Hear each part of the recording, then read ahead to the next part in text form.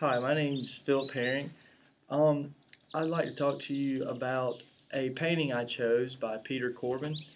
He does scenes from nature, outdoors, and the wildlife. He does hunting, fishing, you name it outdoors, he does it. Um, and a picture I chose today is called The Mallard Hunt. Um, I brought with me my friend, my mallard. His name's Quack. And we were going to talk to you about it. In the picture, he uses context of lines. The heaviness of the picture really shows to me the hard work that not only hunting in general it's not an easy job by no means.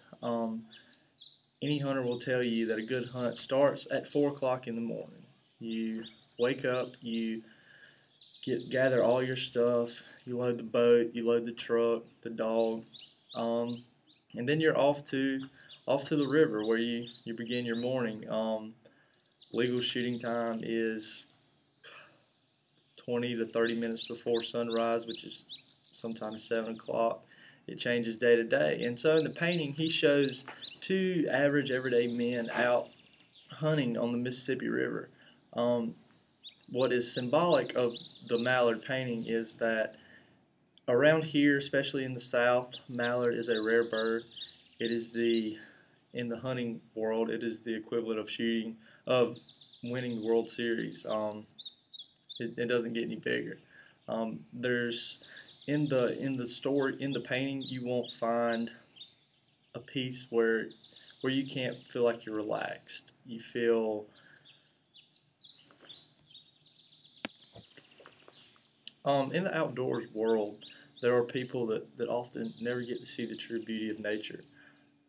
From They figure that outdoors animals are often at times seem pessimistic to them, and through a conservationist of the wildlife like myself, I find it in times one of the most beautifulest, most relaxing places you could go.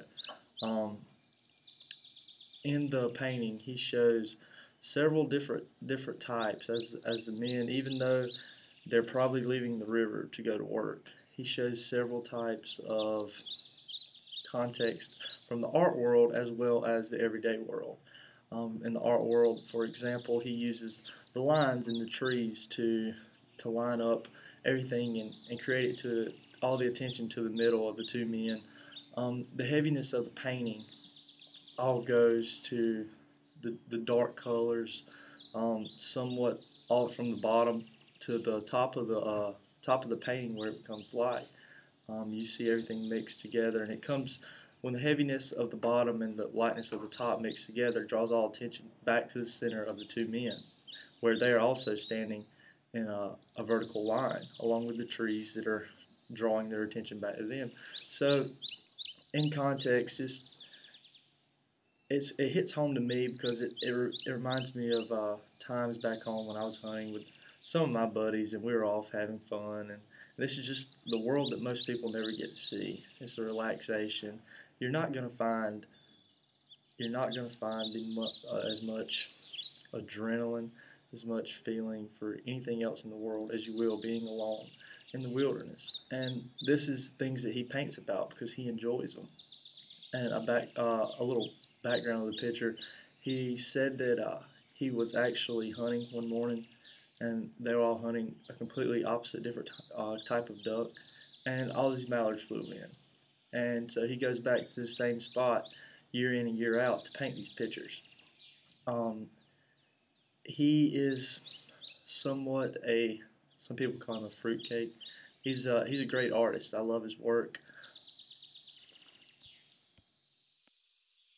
Getting back to the line segments, I can see as the ducks are shaping into a V and flying out, it's almost symbolizing and showing the men back to the way back to the boat landing, and it just as everything comes together, it also shows at the top of the picture how everything can leave, and it's a guidance to me.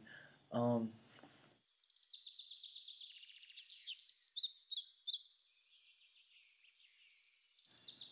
in this picture, we also see um, a resemblance of depth within a two-dimensional surface.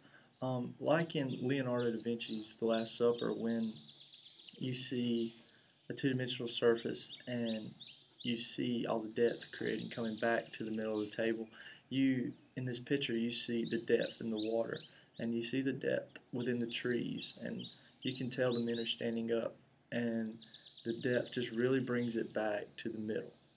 Everything in this painting comes back to the middle, back to the man's life, the hard work around them, from the bottom of the painting showing the ducks, putting the decoys out, to the top of the painting seeing their reward as they have a boat full of ducks and the ducks are flying away.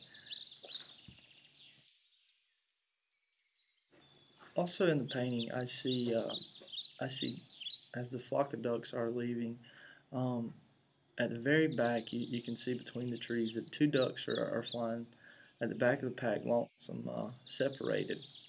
This is also something that the artist would like us to understand. He uses this to show that the two men started in a pack. As in life, you'll grow up, you'll meet new people, you'll have new friends, and there's usually that one person that always sticks beside you, and they're pretty close. And the ducks are showing in resemblance to these two men's lives as they're stuck together, they're close, they're tight, they've been friends for life. Um, in his background, he showed the two men as being brothers, and they would never leave each other. So this is another example of the resemblance between the birds and the men in the boat that he uses throughout this painting.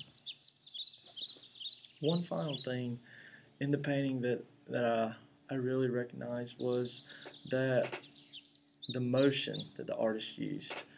In the boat, the boat is standing still. In the water, it is flat water. You see no ripples around the boat. Soft, smooth land. And then when you can look at the ducks in the water, the decoys, and see how the ripples are actually breaking around the ducks. And on further down, you can see the river as it begins to turn and wind and bend. You can see the motion of it.